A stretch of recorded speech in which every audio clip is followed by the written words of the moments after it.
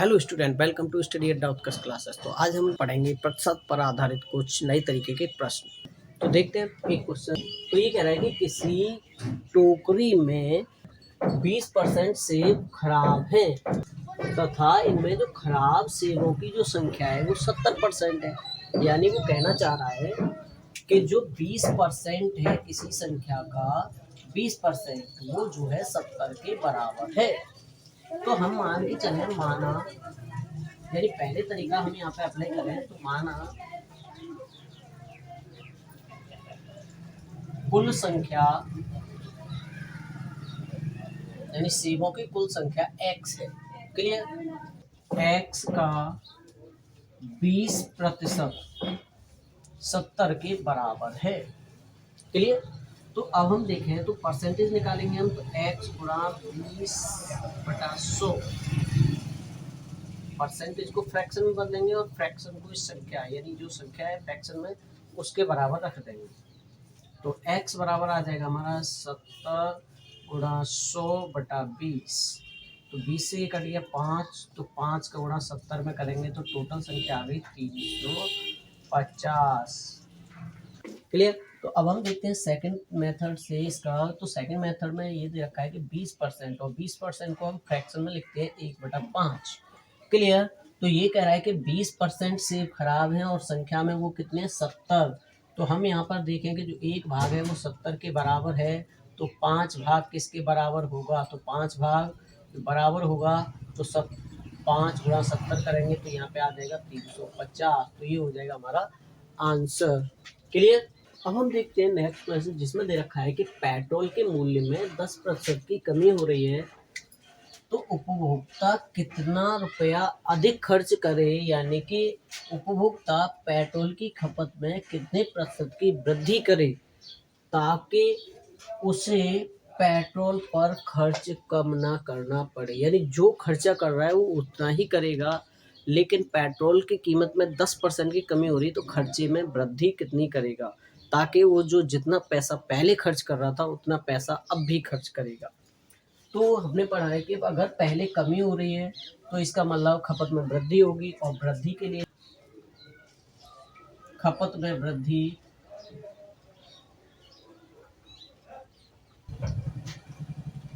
x/100 minus x into 100। तो ये आ जाएगा हमारा 10/100 माइनस 10 इंटू 100।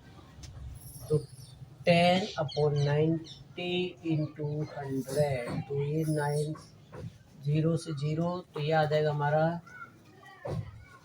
11/1/9%। तो अब इसे 11/1/9% की वृद्धि करनी होगी खपत में ताकि जो पहले खर्च कर रहा था उतना ही खर्चा अब हो। क्लियर?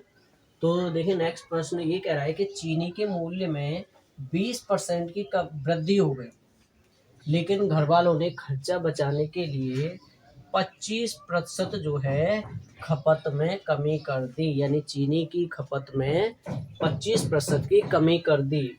तो अब ये कह रहा है कि परिवार पर चीनी के खर्च पर क्या परिवर्तन आएगा, यानी कि पहला जो खर्च चल रहा था क्या उसी के बराबर खर्च आएगा या खर्चा कम आएगा।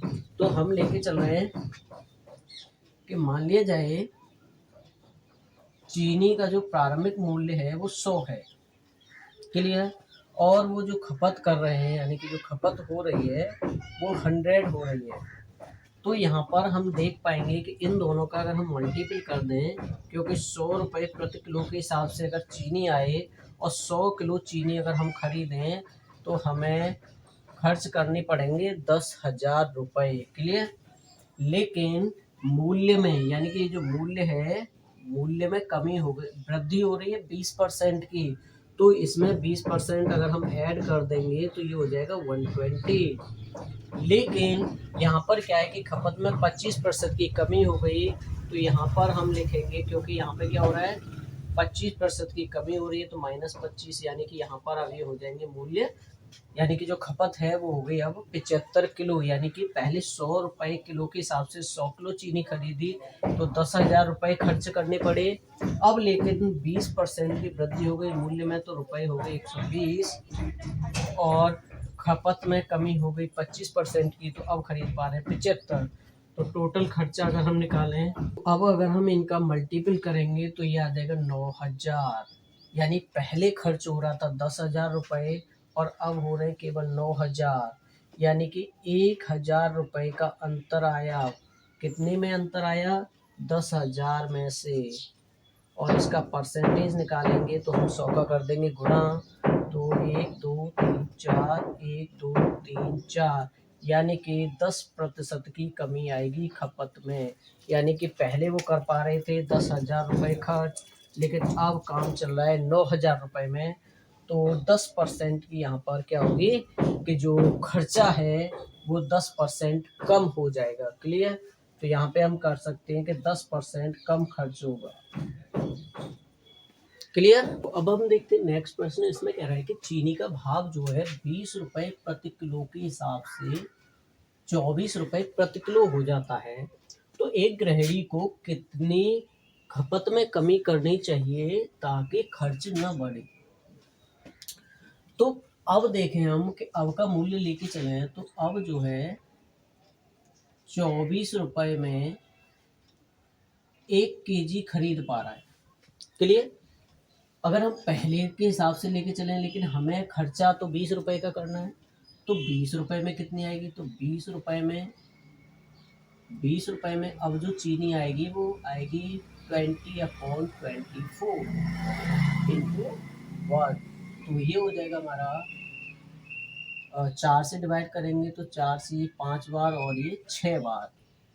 तो अब हम देख पा रहे हैं कि ये तो अब आएगी चीनी। तो चीनी पहले आ रही थी 1 किलोग्राम, अब आ रही है 5/6।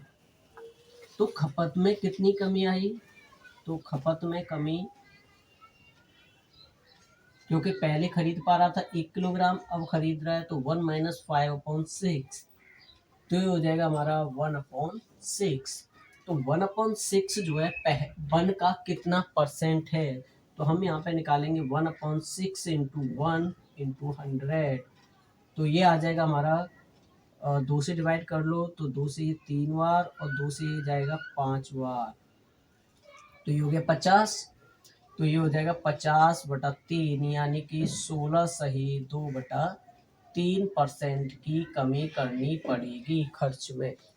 क्लियर? यानी खपत जो है उसे 16 से 2/3% की जो है खपत में कमी करनी पड़ेगी ताकि खर्चा ना चेंज हो। क्लियर? अब हम इसका नेक्स्ट मेथड देखते हैं। तो देखो, ये पहले था 20 रुपए, अब हो गया 24 रुपए। क्लियर? तो इन दोनों में अंतर कितने का आया? 4 रुपए का। क्लियर? अब हम देखें कि ये 4 रुपए का अंतर आया है और 24 पर कितना तो अब हम देखें कि ये जो 4 है वो 24 का कितना परसेंट है? तो 4/24 गुणा 100। क्लियर?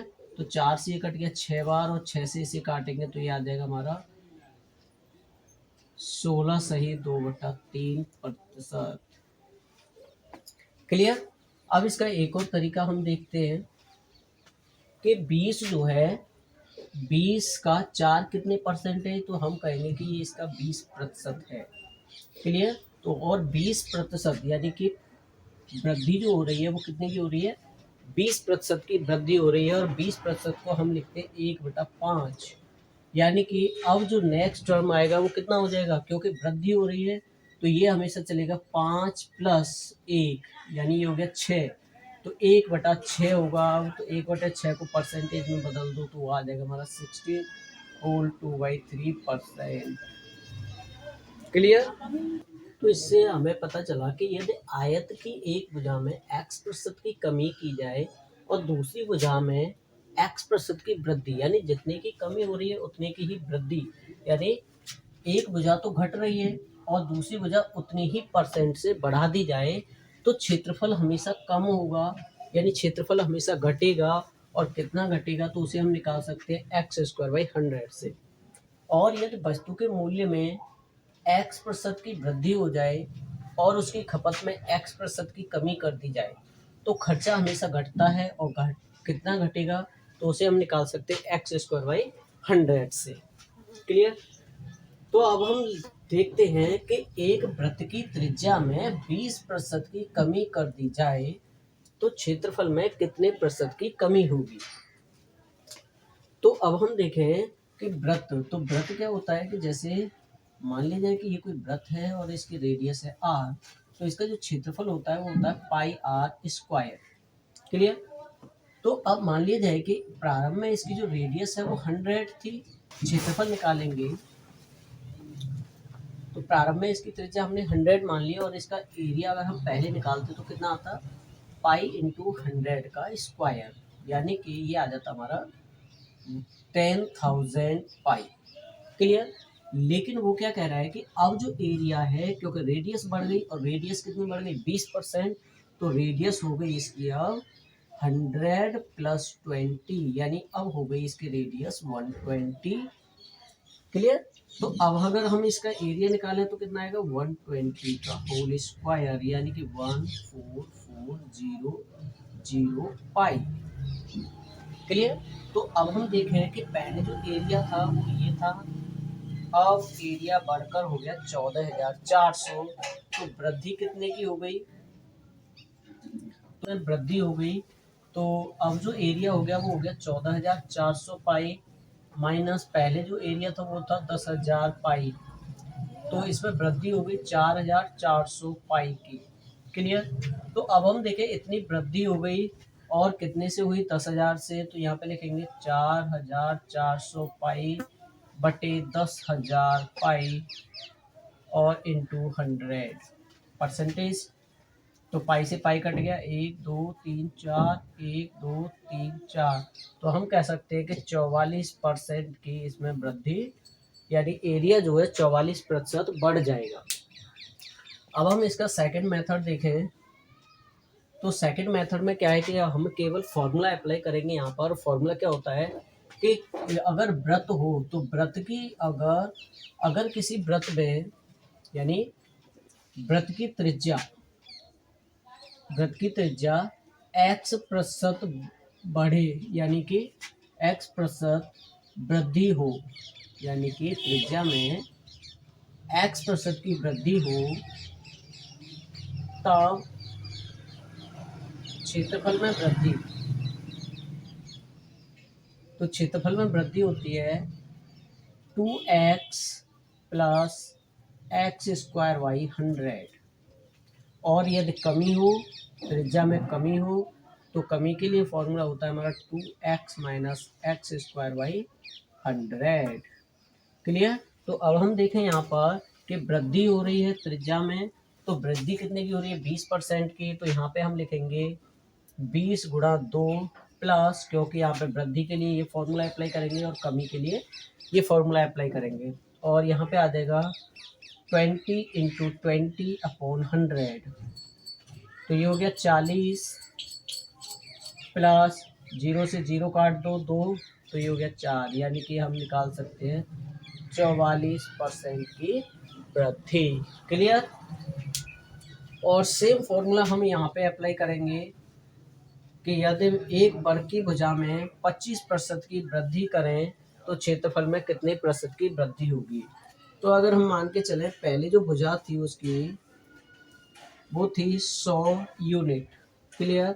अब उसमें क्योंकि 25% की वृद्धि हो गई, तो अब जो भुजा हो जाएगी वो 125 हो जाएगी।